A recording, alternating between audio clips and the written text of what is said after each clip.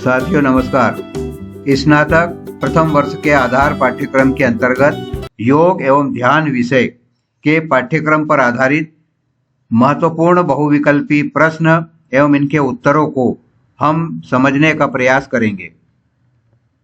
Cleaning या shut क्रिया कितने प्रकार की होती है या क्लीनिंग की प्रक्रिया कितनी होती है? 2, 8, 7 या 6? क्लीनिंग यानी शट क्रिया की जो प्रक्रिया है वो 6 प्रकार की होती है। संस्कृत में शट का अर्थ ही है 6 यानी 6 और कर्म का अर्थ है क्रिया या तकनीक। और ये 6 प्रकार की क्रियाएं हैं: नेति, द्योति, नौली, बस्ती, कपालभाति और त्राटक। इसलिए शरीर के आंतरिक शुद्धिकरण की 6 प्रक्रियाओं को ही शट क्रिया के नाम से योग के क्षेत्र में कहा जाता है।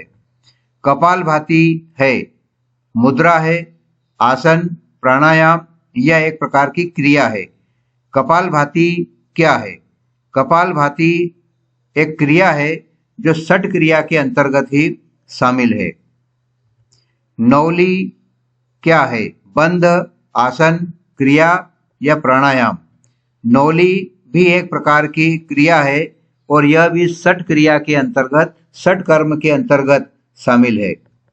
नौली में पेशियां या मसल्स संकुचित होती है। कौन सी मसल्स या कौन सी पेशियां नौली क्रिया के दौरान, नौली कर्म के दौरान संकुचित होती है?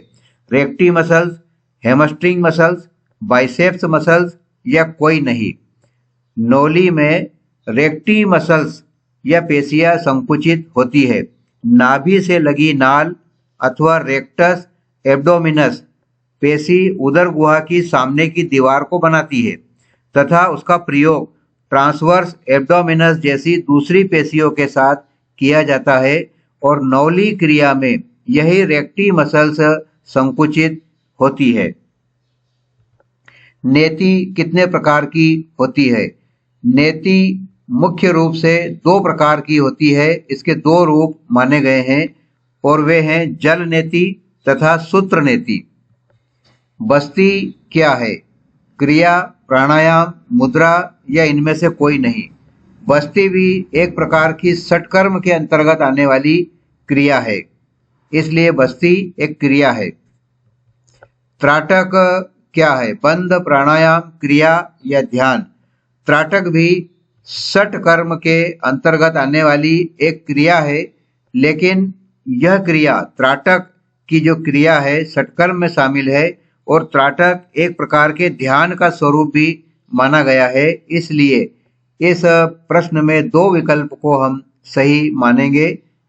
त्राटक क्रिया भी है और त्राटक ध्यान का स्वरूप भी है। त्राटक का संबंध है, त्राटक का संबंध किससे है? नाक से, कान से, गला से या आंख से? त्राटक का संबंध आंख से है। सूर्य नमस्कार है, यह सूर्य नमस्कार क्या है? मुद्रा है, ध्यान, प्राणायाम है या आसन है? सूर्य नमस्कार एक आसन है, बल्कि यह कहना ज्यादा उपयुक्त होगा कि सूर्य नमस्कार कई प्रकार के गतिशील आसनों का एक समूह है। सूर्य नमस्कार कई आसनों को एक क्रमबद्ध ढंग से किए जाने पर सूर्य नमस्कार उसको कहा जाता है। इसलिए सूर्य नमस्कार गतिशील आसनों का एक समूह है। सूर्य नमस्कार में कितने स्टेप होते हैं? सूर्य नमस्कार में कितनी अवस्थाएं होती है? सूर्य नमस्कार में 12 अवस्थाएं या 12 स्टेप होते हैं। सूर्य नमस्कार का पहला आसन है प्रणामासन, पाद हस्तासन, हस्त उत्तानासन या भुजंगासन। सूर्य नमस्कार में सबसे पहला आसन, सूर्य नमस्कार में सबसे पहला आसन प्रणामासन है। सूर्य नमस्कार में जो आसन क्रमबद्ध एक के बाद एक आते हैं उनका क्रम इस प्रकार है: प्रणामासन, ऊर्ध्व हस्तासन, उत्तानासन, फलकासन, चतुरंग दंडासन, ऊर्ध्वमुख श्वानासन, अधोमुख श्वानासन, उत्तानासन और पुनः वापिस प्रणामासन। इस प्रकार पहला शुरुआत की अवस्था प्रणामासन से प्रारंभ और अंत में प्रणामासन पर ही सूर्य नमस्कार का अंत होता है। ये 12 अवस्थाएं। सूर्य नमस्कार का अंतिम आसन है प्रणामासन, पादहस्तासन, हस्त उत्तानासन या भुजंगासन। सूर्य नमस्कार की अंतिम अवस्था या अंतिम आसन भी प्रणामासन है और यही प्रथम अवस्था या पहला आसन भी कहा जाता है।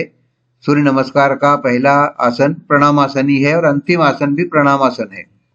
निम्न में से कौन सा विश्रामात्मक आसन है? जिसमें विश्राम मिले शरीर को, वह आसन निम्न में से कौन सा है?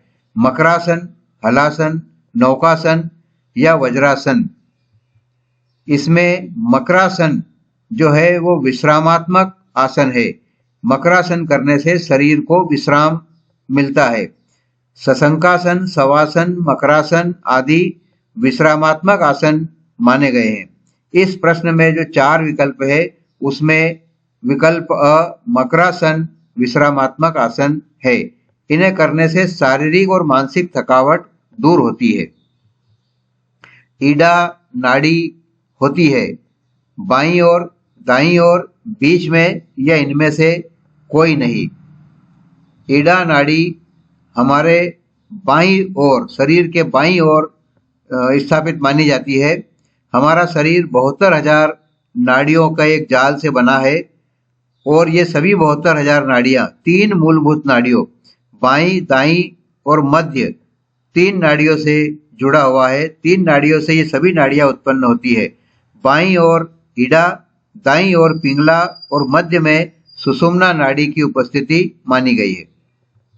मध्य नाड़ी का नाम है सुषुम्ना, ईडा, पिंगला या इनमें से कोई नहीं। मध्य नाड़ी का नाम है सुषुम्ना। मध्य नाड़ी का नाम है सुषुम्ना। पेट के बल लेटकर करने वाला आसन है भुजंगासन, वक्रासन, मयूरासन या पवन मुक्तासन। पेट के बल लेटकर किया जाने वाला आसन भुजंगासन है। इसे हम चित्र में भी देख सकते हैं। यह पेट के बल लेटकर किए जाने वाला आसन भुजंगासन कहलाता है। नाड़ी शोधन क्या है? आसन, बंध, प्राणायाम या मुद्रा। नाड़ी शोधन क्या है? नाड़ी शोधन एक प्रकार का प्राणायाम है और नाड़ी शोधन हठ योग के अंतर्गत ध्यान या धारणा के पूर्व कम से कम 3 माह तक किए जाने वाला प्राणायाम है। मूल बंध कहाँ लगता है? अंगुली में, गले में, पेट में या गुदा के क्षेत्र में। मूल बंध कहाँ लगता है? मूल बंध गुदा क्षेत्र में लगने वाला एक बंध है। संतुलनात्मक आसन है।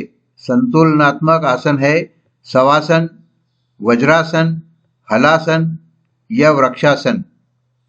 जिसमें शरीर का संतुलन स्थापित हो, ऐसे आसन को वृक्षासन कहा गया है।